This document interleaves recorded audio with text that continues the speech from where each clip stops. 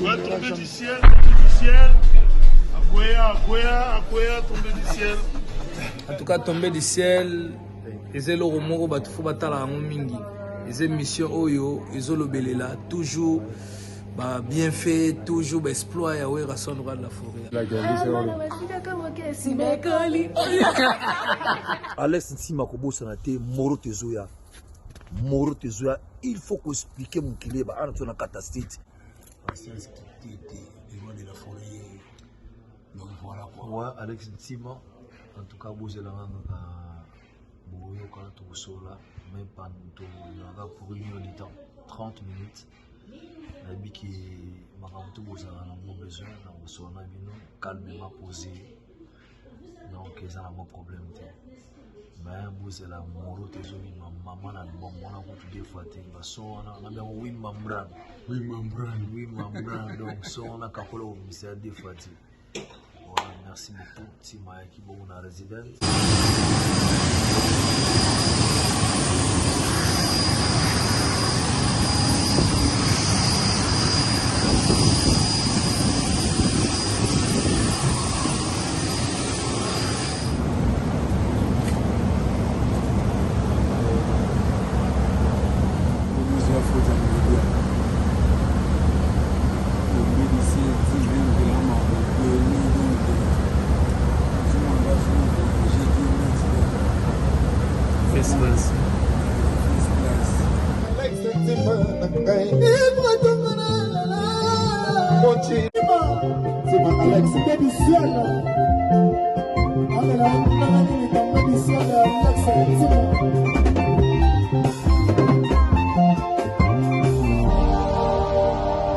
Véritablement, est-ce qu'il hérité d'abord la musique à Ouignan, musique à maison? On se fait ça, mais ça n'a pas hérité pour que tu aies un report. Contre maître nyonso wana kaka pona héritier Watanabe a memé lisumuka pona lobi vérité. T'es véritablement, est-ce qu'il hérité d'abord la musique à Ouignan, musique à maison, mais hérité vous a la vérité à expliquer où est la sorte.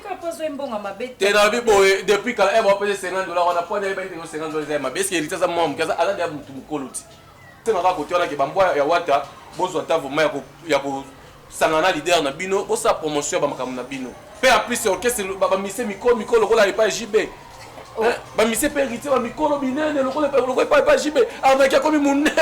Ça bonne eko zo mise ya ba so elo eza que non yo moko moni e ba peso $50. Papa, il y a besoin que nous ne soit pas bénir héritier, il faut plus héritier. Voilà, il y a que tu fasses la route, tu vas bénir rien à 50. Oui, bonjour, Bassena, surtout, tout la télévision, il y a VAR, on a tombé de cette TV, tu as vu, Bassena, il y a VAR, voilà, tu peux se mettre dans Alex Timba, on a tombé de cette TV, tu peux se mettre Papindinga, tu peux se mettre Maria Kombe, donc sans oublier. Dodo Maziza, santé pepele, les cambona mototé, tout va monter, bassin, tout ça bassin, beaucoup pembe. Voilà, tous ces pays ban édition sortie officielle nango, donc il lobby kalamingité kola la kola muka, omunika moi tiza wale sale bino mama na yenge ya danger donc tout ça to kolobele pourquoi yangiama abwaki tiza wana, moi extrait wana. Le bino ni susu voix au bakango boloba ke kena ya ntone monotonie ya ntone boye ba répétition ba nzembo zongela ka yangwana put etindiki donc to push yangiama abimisa voix na bino makamtu boloba ki awana kati ya mission so avoir eyokani osepete bo sepelite voilà to kolobela mukie balobi héritier wata bana héritier wata bakomi ko chrétien yansone babi héritier comme tinda bambwana ye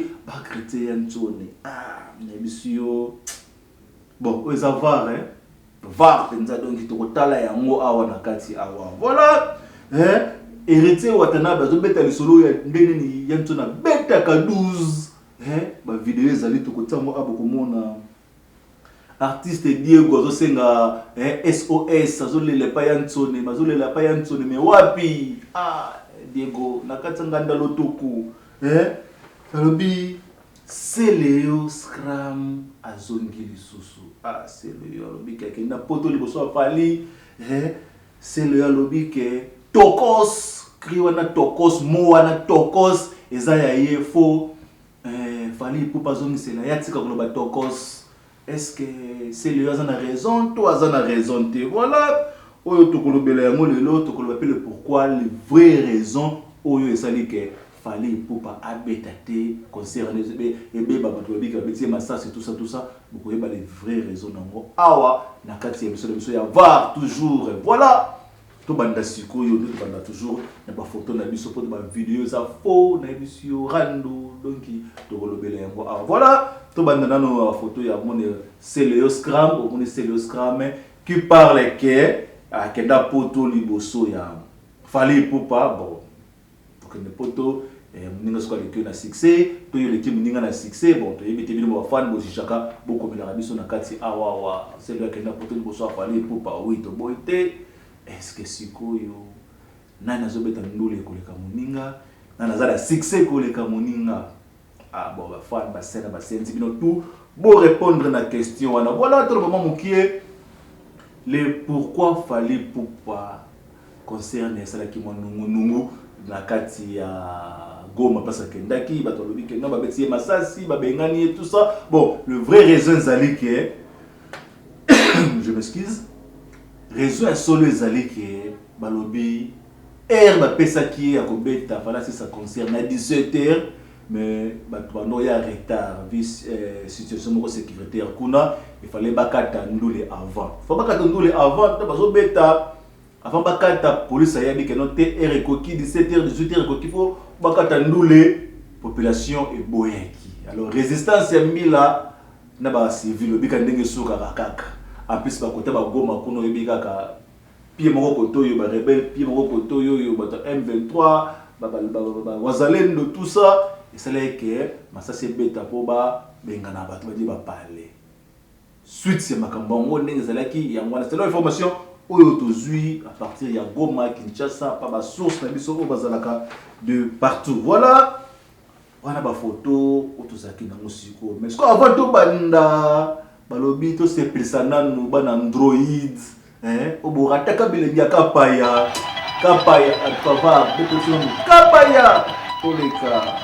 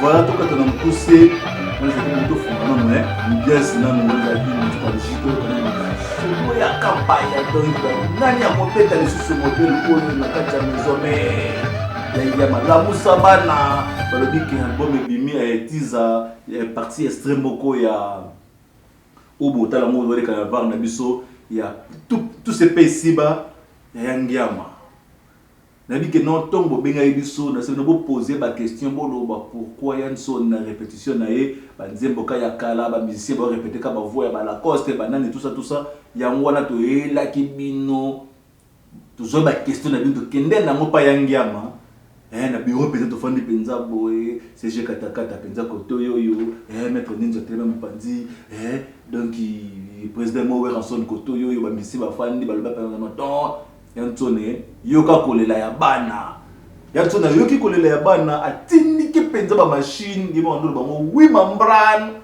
ndolo bana Lex team donc il sera wi membran wana oboyoka ngwa ndambo na morote ndisiko bozo suite fin il sera wi membran wana donc il monétise ndenge bimina si bozo la thune lobby le 24 déjà lobby dans 2 jours le 24 bozo zoa déjà nzembo mobimba wana tous ces pays ba donc vous savourez dans oyo iboka no elengi na yango voilà ce que tout le nous les kambu ya héritier Watanabe na yantsone so kendengene. Est-ce que bana tu yantsone zo boto ba ko ba rebelle to ndengene?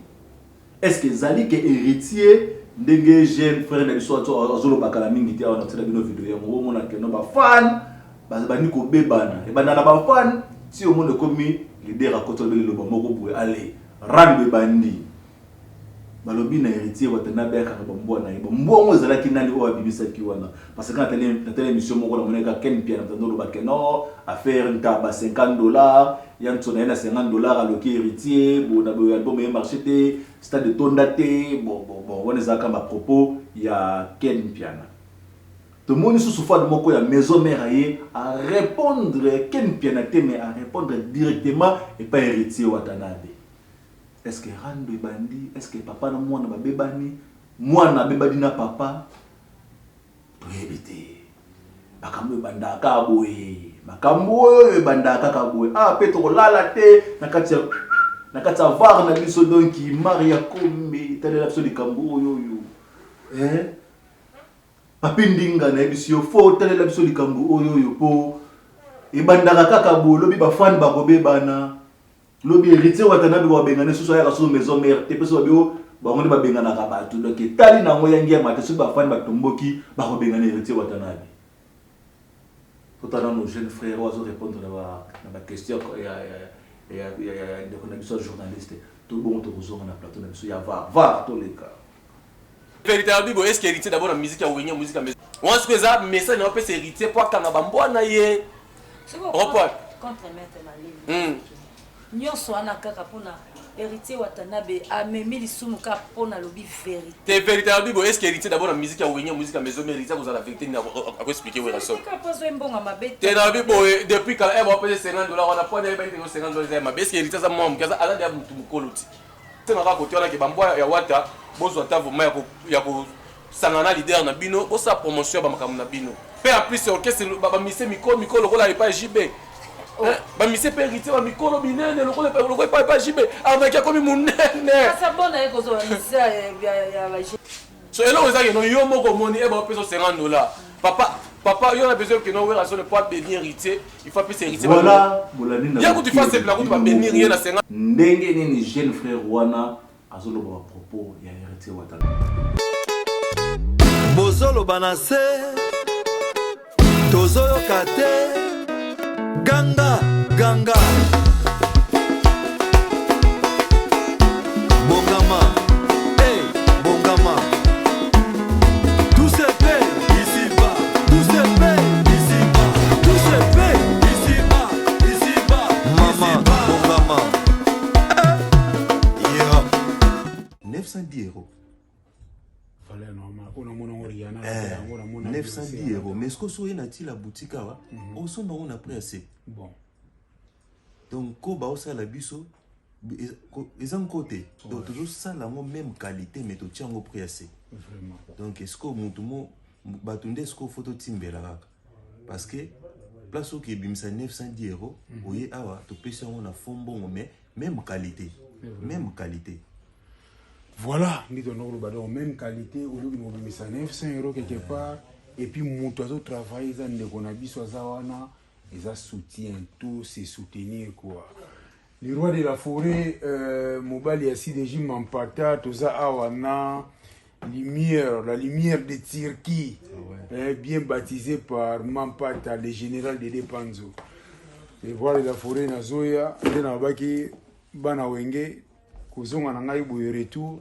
Nous avons le roi de la forêt Mbalamo na Chicago quoi to mona wana to koma ya subo muni na lati forme o tano lata na tano kuta na le roi de la forêt donc ça attire la boutique parce qu'ils ont vraiment collection o ngana sepela na